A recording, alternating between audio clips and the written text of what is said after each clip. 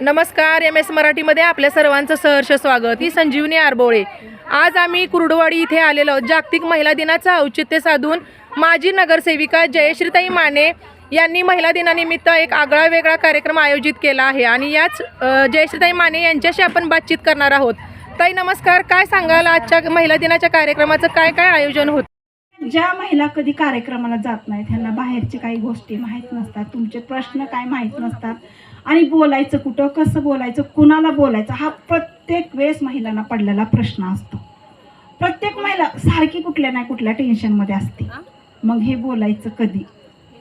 तर महिलांना मला एक सांगावं असं वाटतं की तुम्ही असे कार्यक्रम करत जावा.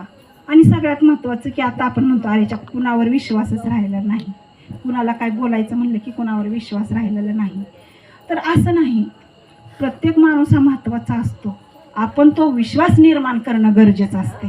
आपण प्रत्येक महिलेमध्ये की मी तुझ्या जीवाभावाचे आहे, तुझं काय प्रॉब्लेम असेल तर तू मला सांग, मी तुझा सॉल्व करू शकते. तो व्यक्ती किती महत्त्वाचा आहे, मोठा आहे, महत्त्वाचं नसतो. तो त्या प्रश्नाला तुला त्याचं उत्तर कसं देऊ शकतो हे महत्त्वाचं असतं. प्रत्येकच वेळेस कुठं लय मोठ्या माणसाला गाठावं लागत नाही. आमच्या पुणे मावशीसारखे तर कितीतरी बायका आहेत की प्रश्न सॉल्व करणाऱ्या. काय गरज आहे? तुम्ही महिलांना सांगायचं कारण की प्रत्येक महिलेनं प्रत्येक महिलेबरोबर एक चांगलं त्यांचं बॉन्डिंग असलं पाहिजे. प्रत्येक महिलेने माझा प्रश्न आहे ना तर ते तिचा पण प्रश्न आहे असं वागलं पाहिजे. अडचणीला धावून गेलं पाहिजे.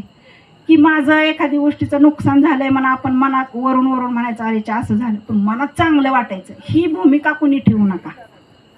प्रत्येकच वेळेस संसार करत असताना संसार म्हणजे काय साधी सुधी गोष्ट नाही, लय मोठा डॉलर असतो ते सगळ्यांना माहिती आहे. कधी किराणा संपलेला असते, कधी लाईट बिल भरायचं असते, आता घरपट्टी आली, पाणीपट्टी आली, कर्जाचा डोंगर एवढा मोठा, संध्याकाळी झोपल्यानंतर किती प्रश्न पडतात. आधी किराणा भरायचा, आधी लाईट बिल भरायचं का, आधी घरपट्टी भरायची का, आधी खंडपट्टी भरायची, कितीतरी प्रश्न असतात. मग करायचं काय?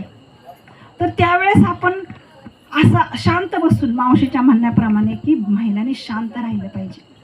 शांत बसून प्रत्येक प्रश्नाचं शोधलं पाहिजे. आणि महत्त्वाचं काय, कुठल्या वेळेला कुठली गोष्ट करायची ही महत्त्वाचं केलं पाहिजे.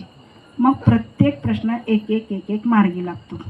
आणि ह्या ज्या महिला बसलेत ना, ह्या बाकीच्या कुठल्याच इतर महिला नाहीत, ह्या फक्त माझ्या जवळच्या आपल्या जवळच्या महिला आहेत. आपल्या जवळच्या महिला आहेत की रोज आपलं बोलणं चालणं कसं आहे ग, काय ग, बरं आहे का, घरातलं काय झालं, स्वयंपाक झाला का, कुठे गेलं पोरगी इकडे टाकली का शिक्षणाला. पण ज्या वेळेस आपण असं विचारतो ना त्यावेळेस का